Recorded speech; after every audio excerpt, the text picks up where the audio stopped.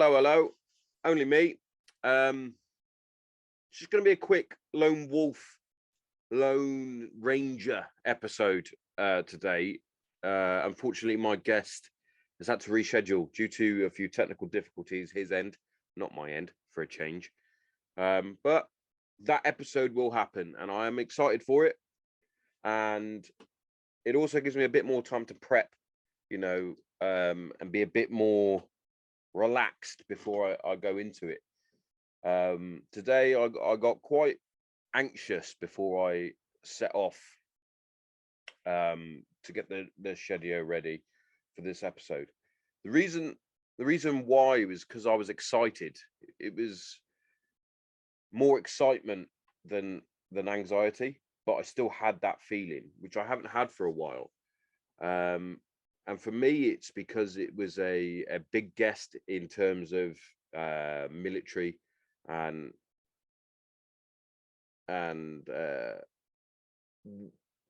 it's not a huge famous person in terms of what you would call a celebrity, but in the military world, definitely is. And you don't want to be talking shit, chatting shit, and making mistakes when you're talking to such a legend like that guest.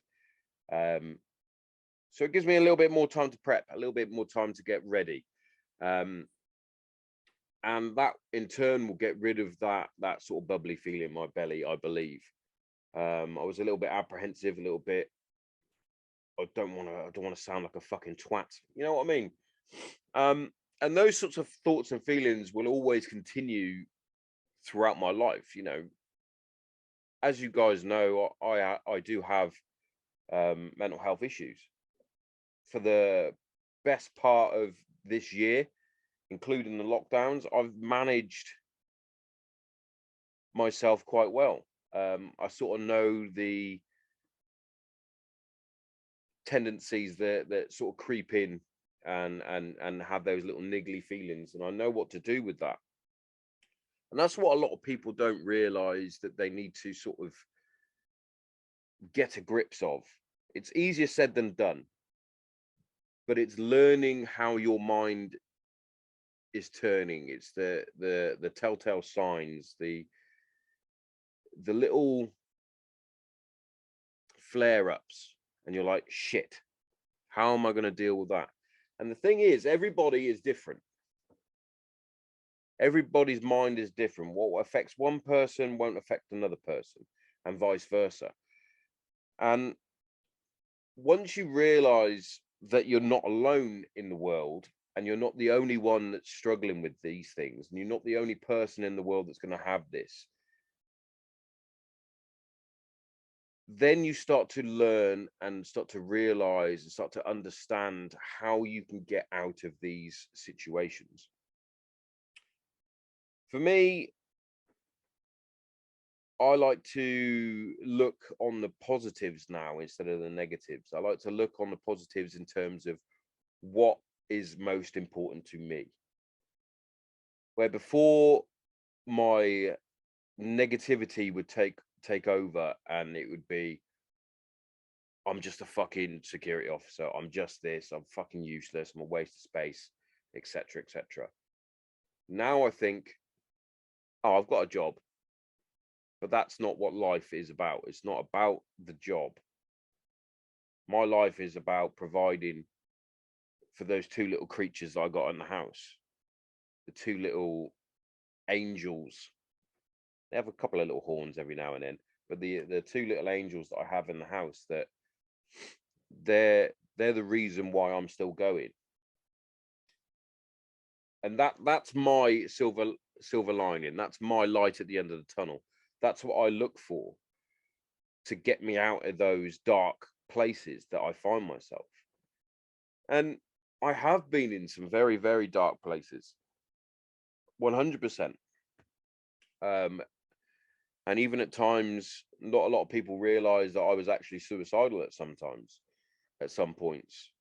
I was even looking for different areas where to go to hang the belt, you might say. But it took all my might, it took all my strength to admit that I was being a bit of a fucking bellend. I was being a bit of a dickhead. And I had to get myself out of those situations, but it was me that caused those situations. And that's the tricky thought, tricky part of these sorts of thoughts and feelings, whether it's depression, PTSD, anxiety. It's the management of it. The journey will always be long. The journey will always take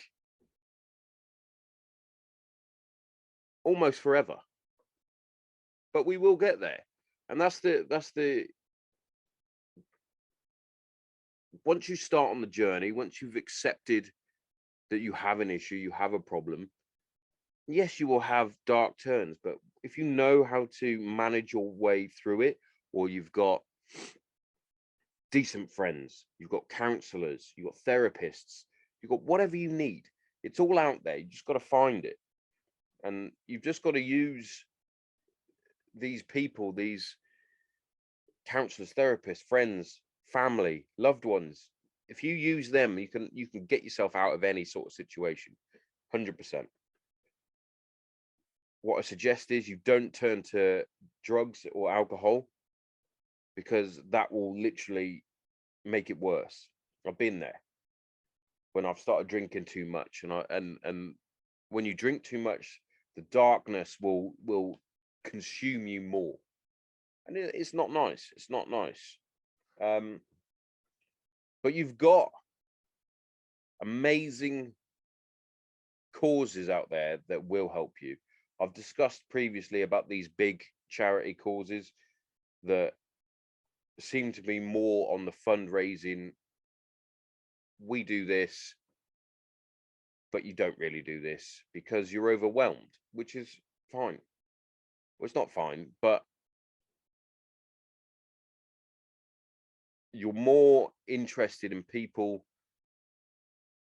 making money for you than you helping people. It seems. I could be well wrong. But you got causes like Rock to Recovery, who are fucking brilliant. Excuse me on that. You don't really want me sniffing down the mic. But Rock to Recovery are fantastic. You know, I took great pride, a great privilege in raising money for them. And then you've got over in South Wales, you've got Tidy Butt, who I've had Matt on and I've had Reese on, who are doing fucking brilliant works, going into schools, teaching the youth of today how to deal with setbacks, how to deal with anxiety, how to deal with the pressures of life, how to deal with all this stress and whatnot that makes you fucking want to explode. There are things out there that can help anybody and everybody. And even the Granite Zero podcast. You can send me a DM and say, Tommo, I'm feeling shit. Fancy a chat? Definitely. I don't even have to hit record if you don't want to. But we can sit and have a Zoom chat. If you're in the Kent area or you're close to Kent and you want to come in and sit in the shedio and have a beer and have a chat or have a glass of water, whatever, we can do that. It's no problem. No problem at all. Because that's what we're here for at the end of the day, is to help break stigmas in terms of mental health. And we all need to do more. We know that, because we're now at the point of everybody is aware. And I've said this before, everybody is now aware that there is a mental health crisis, pandemic, you might want to say. It's how we are dealing with that now is what should be on the tip of everybody's tongue. Are there more charities, causes, foundations that have these abilities for people to come and chat, to get, whether it's one-on-one or a group session or whatever, cold water therapy, I don't know, going down to the beach and getting into the sea and having a conversation while you're doing it, help release all that shit out of your body. That is something that we should all be looking into, is all these different things, because everybody at some point in their life will be suffering from some sort of mental health issue, whether it's grief, a loved one has passed away. Nobody really understands how to deal with that. Whether it's a friend or a family member that has passed, you're never taught how to deal with grief, because it's okay to be there and think, well, I'm feeling okay at the minute. That's fine. We can all do that. You don't love them any less. But then you'll have a moment and something will trigger a memory, something will come in a big ball of emotion will poof, pour out of you, and you're like, fuck, I've just gone backwards. You haven't. That's just a stage of grief. You'll recover from that, you'll move forward, and then another day will pass, and boom, there comes the emotion again, and another day will go past, and boom, there's another fucking day of emotion. But what will gradually happen is that you'll get further and further and further along, where you are dealing with it better. But everybody will be different in that aspect. I lost my granny when I was 12, I believe, and I was devastated. I was really close to my granny, and it was the first real loss that I ever had to deal with. And I was in bits. I was emotionally wrecked at such a young age. Wait, girls, wait.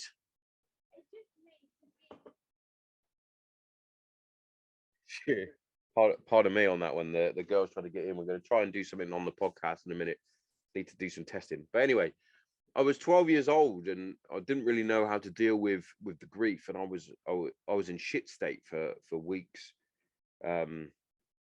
because I lost what was not only my granny, but she was also a friend to me. She was brilliant. We'd phone up and we'd have loads of long conversations.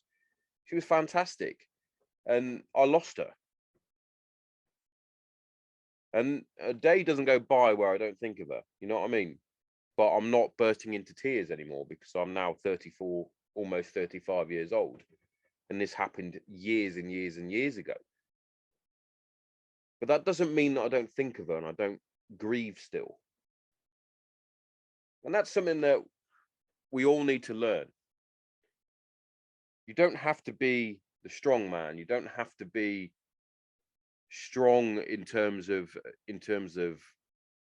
your family. Like, if you lose someone and you're close, you don't have to go, right, I'm not crying, I'm not going, I'm just gonna be like this, show no emotion, I'm a man, because that doesn't help fucking anyone at the end of the day.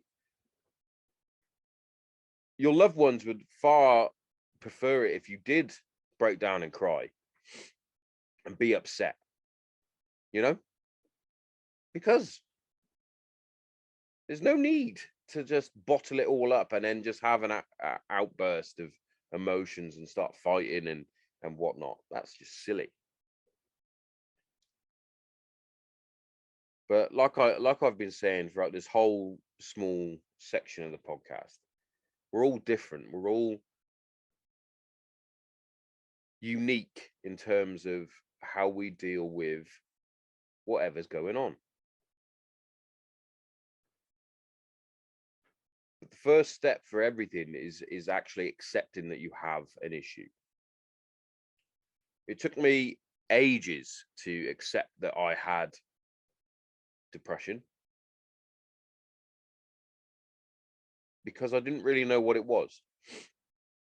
I thought depression was just you rocking around feeling sad and sorry for yourself all the time, which in turn is how I was actually feeling.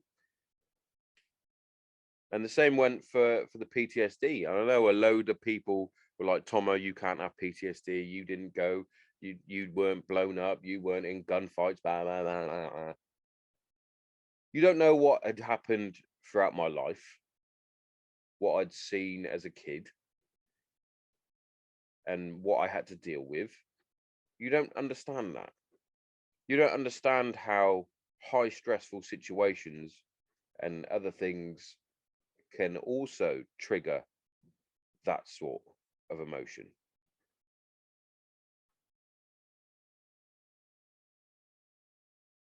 I didn't realize I had it until I went to therapy, and I sat down with the therapist, and basically I unloaded like a GPMG on rapid fire. Um, all the thoughts, feelings, emotions, everything just came out. I was in fucking bits, crying my eyes out. And she said, "It sounds to me that you've got stages of PTSD." And I was just like everybody else. I said, "That's impossible. I can't have it. I didn't see blah, blah, blah." It was my therapist that told me that's not the case. It can be triggered through any sort of situation, a build up of different various situations that have happened that have caused it. The fact that I was not sleeping very well, the fact that I was struggling with just day-to-day emotions, and the fact that my anger and frustration was at the peak of that, where I would snap just like that. That was a huge thing. And occasionally I'll just sit down and fucking bawl my eyes out for no reason, usually on my own, because I'm a strong man. I can't show family any sort of emotions. But the biggest thing that I ever did was accept that I had an issue. The biggest thing was acceptance, followed by getting the help that I needed. I started off with therapy. I did that for a few sessions. Then I thought, fixed. Wasn't fixed. Not even remotely fixed. But I thought I was fixed. So I went back thinking I was fixed, going back to work. And then it would all come rushing back because I didn't have the coping mechanisms. I didn't have the tools to deal with these emotions that would come in. I would just take them head on and think, fuck you. And then they would go, fuck you. And then I'd be down and out, knocked out by life. But what I managed to do was then go to the doctor. I accepted, after having a conversation with the wife, I accepted that there was an issue. Still went to the doctor, phoned her up in bits on the phone in bits, accepting that I had this problem because I didn't want to accept that I had a problem.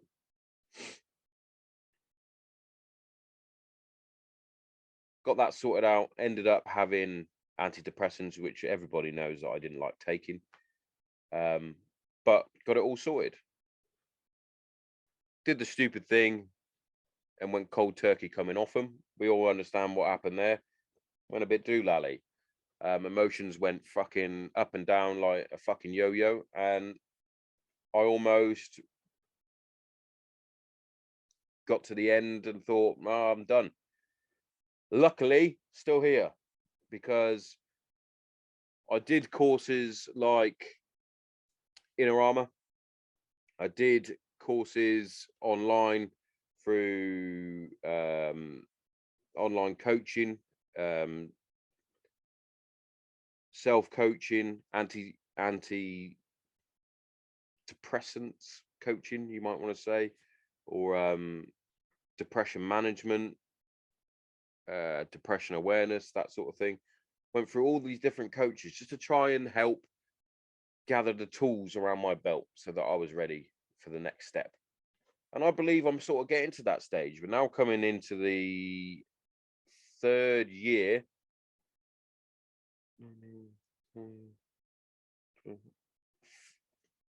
Coming into the fourth year. That would be third year. Third or fourth year of Granite Zero. Excuse me. Um, yeah, it'll be that we'll be 3 years old. I believe. Oh, my maths is not very good. But yeah, it's this is the therapy now, and unfortunately, I didn't get to have my guest on today, but I have got one lined up for the week anyway. So fingers crossed that that pans out and works out well. Um, the guest has been rescheduled, which is also brilliant. And yeah, day to day, we take it step by step. We're no longer looking too far into the future, because that is also an issue with people that suffer with anxiety, is they look too much into the future and try and control things out of their control. I no longer look back into the past and think, fuck, I could have done that, because that's not in my control either. That's been and done. That is that's been and done. I cannot control what has happened in the past. I'm no longer in the past. So me controlling that has helped me limit my depressive thoughts and feelings, which is good. I'm not too anxious about the future. I still have little moments, like I said, with the guest, but that's more excitement than anxiousness. What I am doing in terms of self awareness, self control, is I'm living for the day now. I concentrate on what's happening today rather than what's happening tomorrow, Thursday, Friday, weekend. That's out of my control. That's not even close yet. We are happening for today, and that's sort of the lesson that I'm sort of going through at the moment, is living for today, taking each day as it comes, and trying to do more in terms of fixing myself. Once I can control myself, which I have done, I can now help others. You know, I'm now been through that sort of thing, so now I can help others guide themselves. We're all different. We're all different. So what works for me might not work for you. But I've been in these situations. I know what works for me. It can work for you, but we can also help each other find out what works for you. You can then become a teacher and help others. One helps one, another helps another, and so on and so on and so on. You always help the person on your right or your left, depending on how you look at it. I'm helping him on the right, he's helping him on his right. And it's a big circle. Buddy checks. We get there and we'll get it done. But yeah, that is pretty much all I wanted to say for this. It was going to be a quick episode anyway, just to get something out there. I didn't want to force anything out there, but I also didn't want to not put anything out. And I'm lucky that I'm confident and comfortable in myself that I can sit and talk and get it out. You could probably hear my little creatures. They're ready to help. So I'll catch you guys soon. Cheers.